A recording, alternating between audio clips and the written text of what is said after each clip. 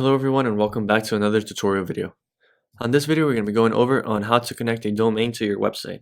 So once you're over here on your websites on the Pixel Perfect app, to connect your domain you're going to go to a website that you haven't connected a domain yet. I'm just going to go to this practice 2, click over here in these 3 little dots and click on connect domain. Over here is where you can put your domain in. For example, I'm just going to put, if my domain was like this, and you can choose the region that you want your website to be published in. Over here I'm just going to choose North America and you can click save. Once you do that, you can click on I got it and we're going to click on save. This just showed up again. I'm just going to click I got it and it's going to refresh our screen and my domain will be linked to my website.